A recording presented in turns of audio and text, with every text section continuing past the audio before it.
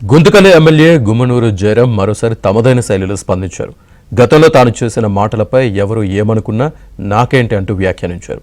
ఇటీవల గుత్తి మండలంలో జరిగిన సమావేశంలో వైసీపీ కార్యకర్తలు టీడీపీలోకి రావాలన్నారు. లేకపోతే తోక కత్తిరిస్తా అన్నారు. ఆ మాటలు వైరల్ కావడంతో ఆయన మరోసారి స్పందించారు. తన మాటలపై ఎవరేమైనా అనుకుంటే నాకేంటి అన్నారు. ఉన్నమాట మాట్లాడితే ఉలిక్కి పడ్డం చందంగా ఉందని అన్నారు.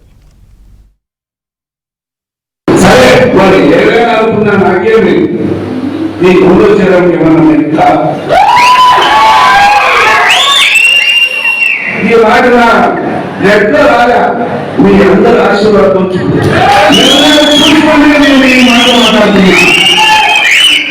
మీ ధైర్యం చూసుకునే మాట్లాడుతున్నా.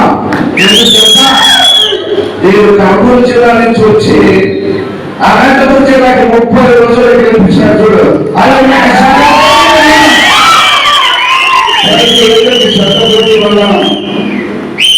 అన్న ఇప్పుడే చెప్పాడు.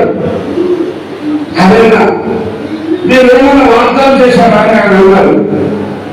అన్న నేను రాజకీయాలప్పుడు రాజకీయ ఎలక్షన్ వాగ్దానం చేయలేదు, కానీ నేను నా అర్థంలో నా ఎస్సీ ఎస్టీ బీసీ మైనారిటీ అందరికీ మోచేకి నిలబడే పద్ధతులు